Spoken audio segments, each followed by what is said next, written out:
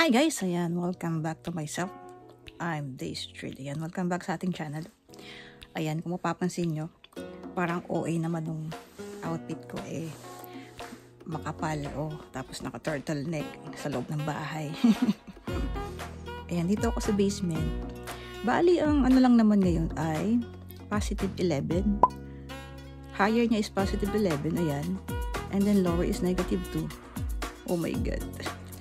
So, ganun na lang talaga yung parang kikiusap ka kay Lord na, Lord, wag ka muna mag-winter. Parang walang awa. Yung parang ganun kasi naranasan na namin mag-winter. And sabi, doon daw sa Lake Louise noong October 1, ay nag-snow na daw doon. So, parang mapapaaga yata yung winter ngayon. Oh, Diyos ko Lord. So, parang wag muna, ganoon. Kaya ayan, ang ating outfit ay balot na balot. Hindi pa naman balot na balot, pero sakto lang. Wag lang maramdaman yung lamig. But anyway guys, hindi naman yun ang topic natin. Gusto ko lang i-share kasi ramdam na talaga yung lamig Hindi na masaya. Kaya ganun pag naranasan mo na yung winter. Anyway, gusto ko siya na i-share sa inyo today for today's video. Ayan, yung kung paano sumakay dito, kung paano sumakay ng bus dito sa Canada. Dito po kami sa Edmonton, Alberta, gamit ang Google Apps or Google Maps. So ayan, may mga na-save na akong videos from previous gala natin. Ayan, sinave ko lang din naman siya. And then, pagkasama-samahin ko na lang, then explain ko. Hopefully, ma-explain ko ng maayos. And if ever may mga tanong kayo, pwede naman iwan kayo ng comment and then I will try to go back and answer your question. So let's go!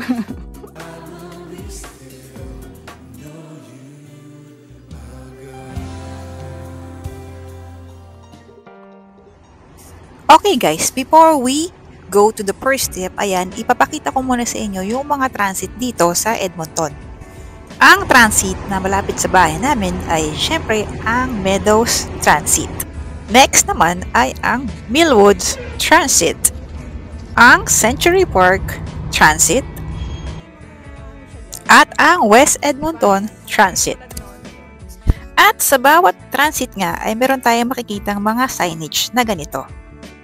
Dito sa signage na to ay makikita natin ang bus number at ang destination. At kung mapapansin natin guys, makikita rin natin sa bawat bus na merong bus number sa itaas at bus destination. At meron ding bus number sa likod at sa gilid ng bus. So ayan na guys. Ayan, basement namin. Ayan yung gym. Ayan. Pero hindi yan ang topic natin, okay? Sinashare ko lang. Teka lang, ba't walang ano to? Hanapin ko muna, wait. So, ayan. Ayan, hello, nakita ko na. Ayan, hinahawakan ko lang kasi siya, naiwan ko yung stand dun sa itaas at ayoko nang umakyat. So, ayan guys, bali napakita ko na sa inyo yung image or kung anong makikita sa transit, sa mga transit at sa bus. Ayan, meron siyang number sa harapan at sa likod at yung mga signage na makikita mo yung bus number at destination. So, ngayon naman, isi-share ko sa inyo kung ano yung mga method na ginagamit para makasakay ka ng bus. So, in my case, ang ginamit ko muna ay syempre yung coins dito sa Canada. And then, yung pangalawang ginamit ko ay yung ticket bus na nabibili sa Shoppers. And then, meron pang dalawang ways para makasakay ka ng bus. Isa yun pwede kang bumili sa mga transit. Merong mga kiosk machine doon para makabili ka ng card. And then, meron isa pang card na nabibili sa Shoppers. Yun naman ay for monthly pass. So, yun, makakatipid kayo doon kapag ikaw ay lagi kang umaalis or syempre yung may trabaho ka na regular o yun, makakatipid ka sa ganun. Pero ako, ang nagamit ko lang ay yung coins at yung tickets. So, ayan, next video natin yan. Okay, in this video ay naghihintay nga ako ng bus at nire-ready ko na yung aking barya para ihulog ko doon sa loob ng bus. Ang required na pamasahe dito sa Edmonton nga pala ay $350. At ito ang babayad natin pagsakay sa bus.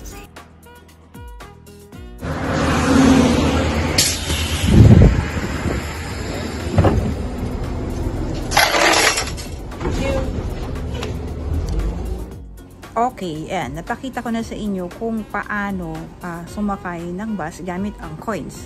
So, ngayon, this time guys, i-share ko naman sa inyo kung paano mag-locate ng location. Ayan, kung saan kayo pupunta gamit ang Google Maps. So ngayon guys, andito naman tayo sa Millwood Transit. So ang destination ko ay pupunta ako ng West Edmonton Mall Transit. Okay, dito na tayo kay Google App. So dito, itatype muna natin kung nasaan yung ating location. Yan, which is dito sa Millwood Transit or Millwood Town Center. At ang next naman ay itatype natin kung saan ang ating destination, which is ang West Edmonton Mall Transit. So ayan, search done. So dito pa lang makikita mo na kung anong bus number ang sasakyan mo. Ayan, which is number 56. At dito rin makikita mo yung mga madadaanan mo at kung ilang minuto ka magpa-travel. But wait, there's more. If you click here, ayan, so makikita mo naman dito, yan, click mo dito. Yan, makikita mo rito kung ilang ride stop ang madadaanan mo at kung ano-ano iyon. So, in my case, meron akong 48 ride stop na madadaanan. At sobrang dami, diba? At alam nyo ba na lahat yan ay minimension or binabanggit ng voice over sa loob ng bus. So, talagang mamamonitor mo siya at hindi ka maliligaw kung nasaan ka na. At finally, dumating na nga yung bus na hinihintay natin. At dito nga mapapansin nyo yung mga nauna sa akin ay iba-iba sila ng payment method na ginamit. Mayroong iba, mayroong card at mayroong din namang ticket. Katulad ko. At habang nasa loob pa nga ng bus ay pwede mong i-monitor kung nasaan ka na via Google Apps. At dito, kung mapapansin nyo ay mayroong ditong button, stop, kung paano huminto at magpara sa bus. At sa bandang gilid niya ay may makikita rin kayong mga yellow cord na pwedeng hilain kapag bababa ka na.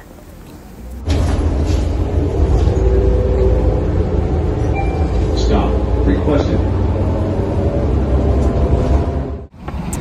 So, ayan na guys. Andito na ako sa West Edmonton Transit.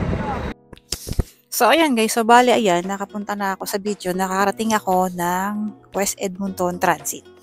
And then, so, pauwi, ang i-search naman natin ay ang Millwood Transit.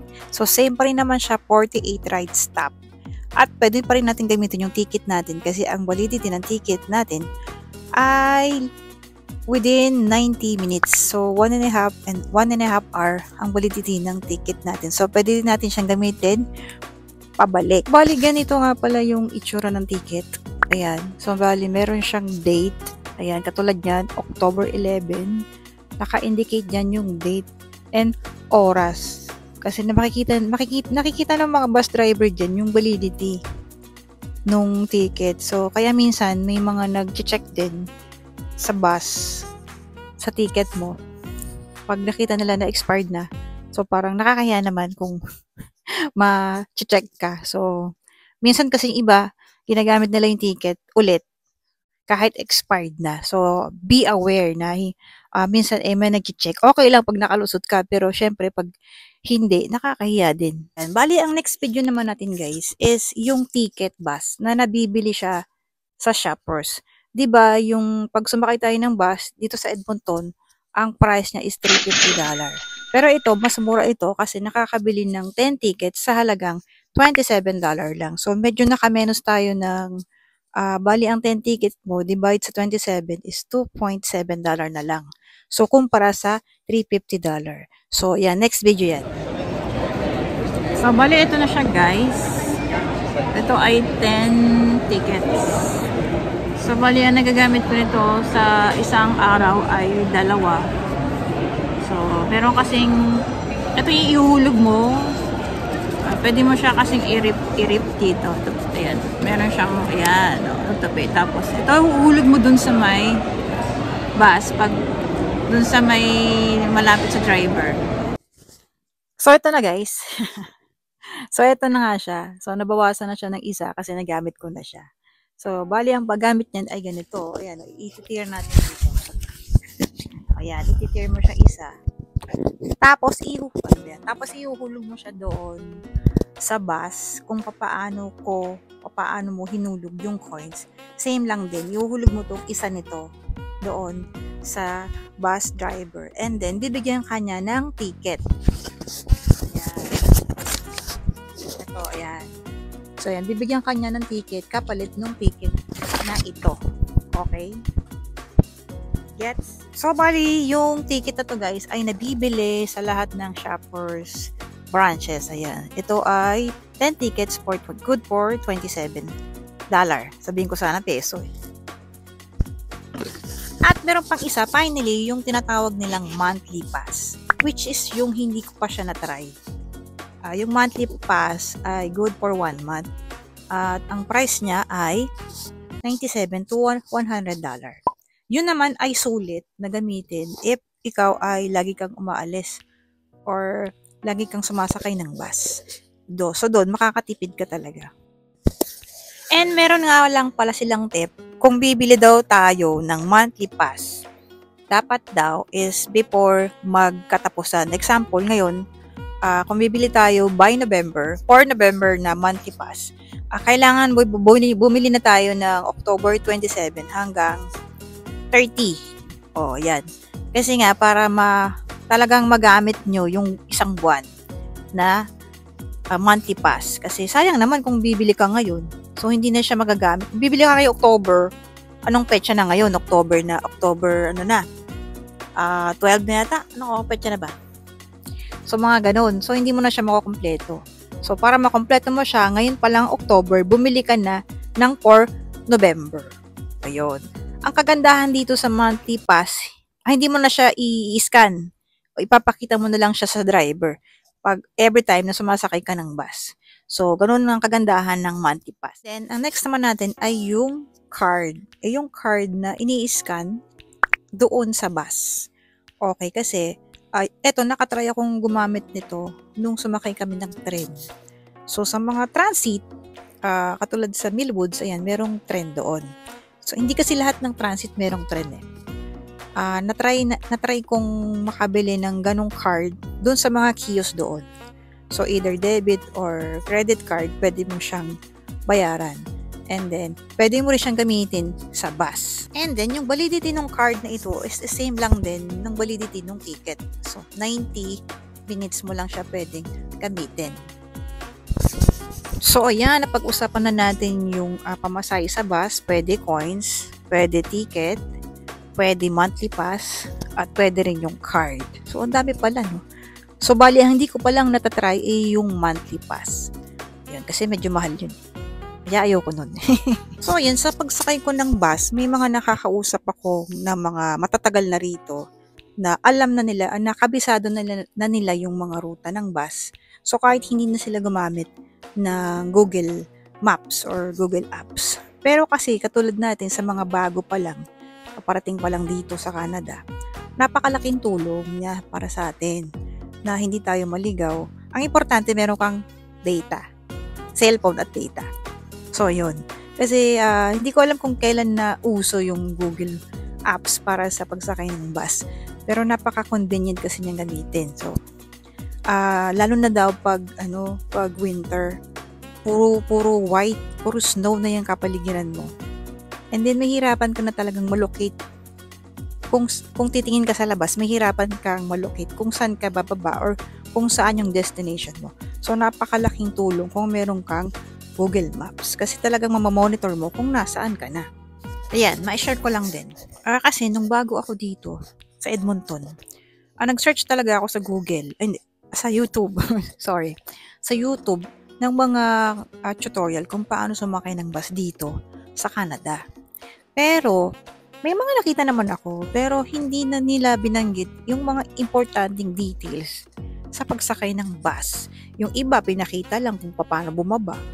Yung iba, pinakita lang, pumunta siya dun sa isang restaurant, nagkape siya. Tapos, umuwi na siya. So, yung pinaka-importante, katulad ng ticket, kung magkano, saan nabibili, saan nakukuha, wala akong nakitang ganong content. Kaya ako sabi ko, kahit mahirap, parang hirap kasi mag-edit di ba? Ang dami mong insert.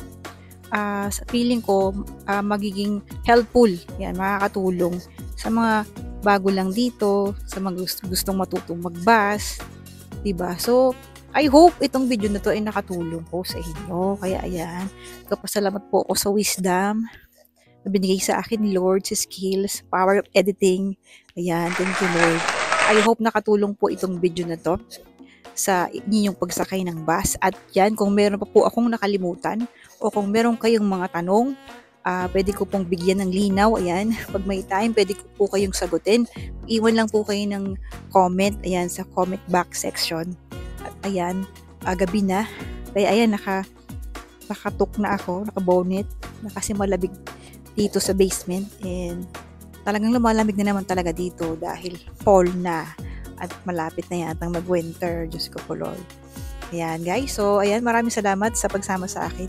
Reaching this far, watching this video. And kung gusto niyo po ng ganitong mga content, dahil ito po yung mga content na ginagawa ko, ayan, pwede niyo po akong subscribe. Pero walang pilitan. Kung ayaw niyo po, di po tayo namimilit. So, ayan. Thank you for watching and see you to my next me.